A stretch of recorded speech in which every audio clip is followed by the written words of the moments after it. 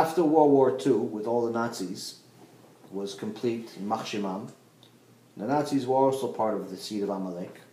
It's obvious; it wasn't hidden. If you look at the speeches that Hitler made, his goal, when he would talk about the Jews, he said that the Jews brought this disease to the world. One of them is the conscience, meaning to care about other people. He felt that the Jews brought that to the world. It's a disease, and he wanted to get rid of this disease. So after the Nazis were taken down, and we took a bunch of their sergeants and soldiers as prisoners, it took them to court and so on. I think they should have killed all of them on the spot. That's a different story. Anyway, there were 10 specific ones that they were going to hang. And part of the prophecies that were written in the Torah is that the punishment for the sons of Haman will happen again. And this hanging happened on Purim. And not only that, before they pulled the trigger, one of them said, "This is from the Torah, this is Purim." Meaning that they were the Gilgul of Haman's sons.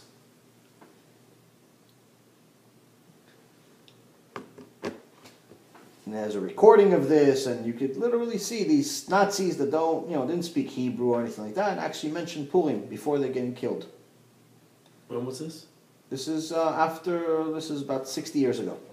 After World War II. World War II was completed in, 46, 1945, 46. So I think they hung them a few years later, probably around 1948, 50. When they caught them. Right, when they caught everybody. So that's another thing. Another thing that's amazing about this week's parasha, but since it took a while to talk about the thing, we'll go over a few interesting things about this parasha.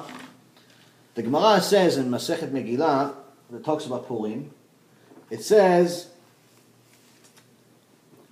where is Mordechai in the Torah? Now, the Torah, the written Torah, has two parts in essence. There's the 5 books of Moses, which is what we got in Mount Sinai, but then there's the rest of the Tanakh. The Psalms, Proverbs, Tehillim, Mishlei, all of the other books were written later. So the Torah that we got from Hashem at Mount Sinai is this. It's the 5 books of Moses. It's the core part of the written Torah. Chamisha Chomshei Torah. So the Gemara asks, where is Mordechai in the Torah? And where is Esther in the Torah? They're not mentioned in the 5 books of Moses.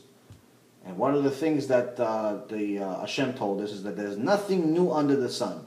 One of the translations to it is that nothing that's, that people are inventing today or think that they're inventing or innovating, it's nothing new. It's already been here forever. And also it means that everything that ever happened, happening, or will happen is in the Torah. Even this conversation, there are ways to find it in the Torah. Everything that's ever existed is in the Torah. This is a divine book. It's not a book that some guy wrote. It's a book that Hashem wrote. And there's something called codes.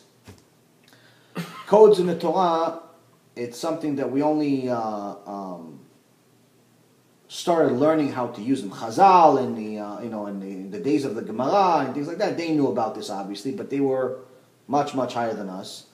But in our generations, or even the last 1,500 years or so, a few hundred years at the minimum, we didn't have the mental capacity that Rabbi Akiva had, or Moses had, or any of these people. So, I think it's about maybe 50, 60 years ago, one of these big sages came up with saw that there's something called codes in the Torah. Meaning that you can find different, using a formula where you would, let's say you're looking for certain names. Let's say, for example, you're looking for the name Hitler. So you would type in this computer program the name Hitler, in Hebrew obviously, and you would see and you would ask the computer program to find you the name Hitler in the Torah using equal mathematical skips, meaning that they would look for the name. Let's say the first word, the first letter is Hey, so it would look for Hey, and then it would look for the next letter Yud. Okay, but the Yud would have to be a certain number of letters. And then after the Yud, the next letter would have to be the same number of letters.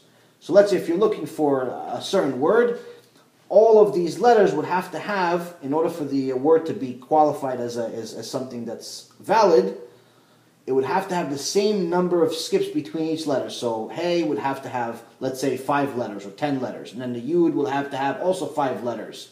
The same thing as the other one, between each letter would have to be the same mathematical skip.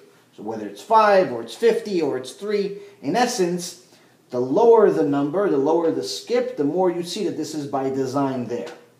So for example, when they looked for the word Hitler, and they also looked for all the related words like Holocaust or the camps they had, or even the name of the country, all of those words appeared in one page in the Torah.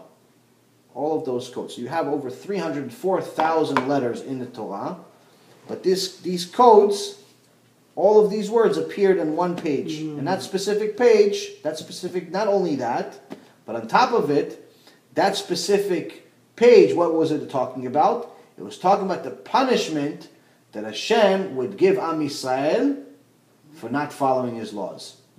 Another thing is also, for example, when we looked for things like the disease AIDS. So they looked for AIDS, and they saw that in that same page, they saw monkey, they saw homosexuality, and all of these different related words.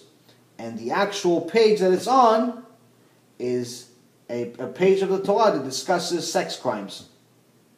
So it's not only that you're finding all of these words on the same page that are related to each other, but the parasha that it's on is related to what the words are, showing that this is there by design.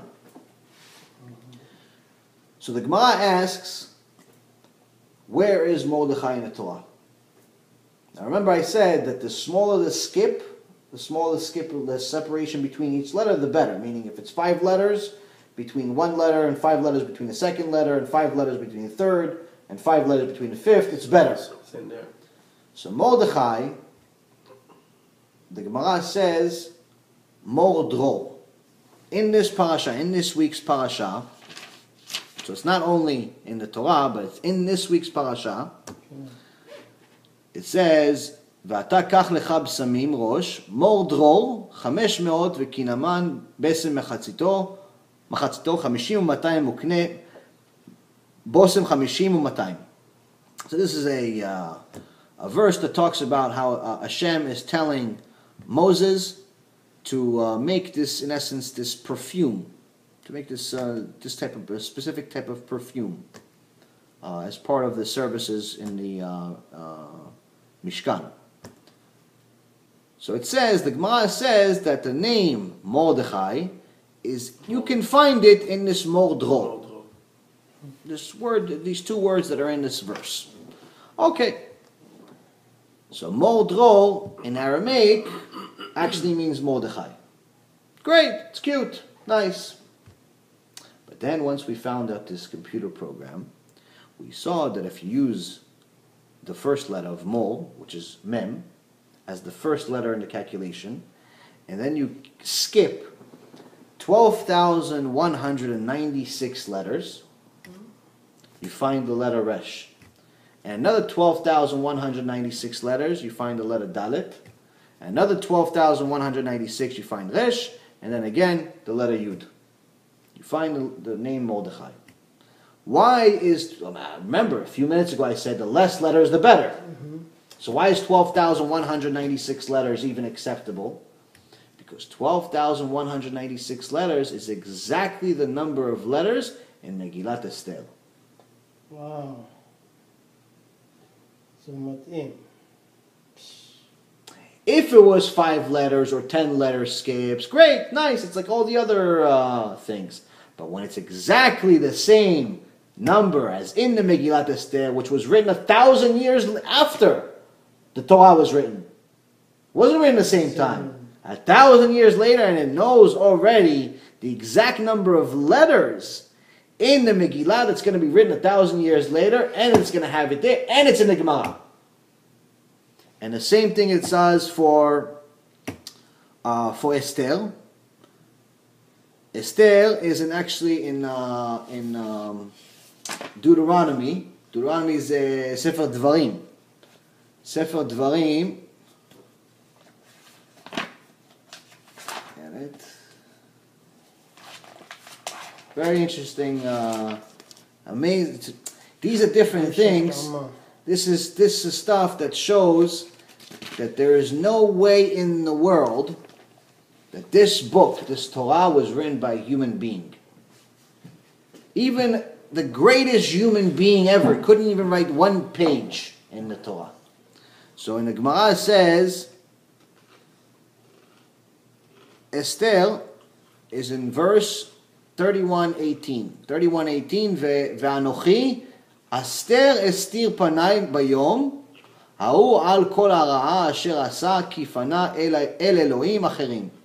So it's talking about Hashem is telling us, I'm going to hide my face, I'm going to conceal my face on that day because of the evil that Am Yisrael did, which is what happened in Megillat Esther. We made a sin. We went to the party with the Achashverosh and the Goyim were having.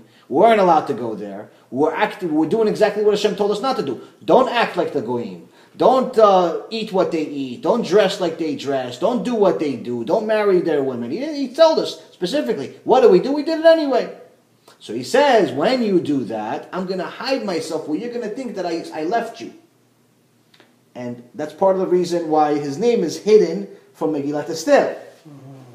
But Esther is also, it's written in the Megillah, it's written with the word Aleph. Aleph, Samech, Taf, Resh. In this verse, it's written with Haster. Haster is with Hey. So they say that Haster, first when we first understood it, they said, okay, so in this word it says, Va'anochi Haster is Astir. So Haster, Astir, okay, it's interesting. It sounds the same as Esther. Interesting. But if you go to the first letter, Va'anochi, and you go to the Aleph, and you skip 12,196 letters. For each one of the letters, again, you find the name Esther, which again is the same number of letters as in the Megillat Esther. Fair. So it's amazing things like this that you see in the Torah, that stuff that shows you this is not only a divine book, but Hashem himself put this together.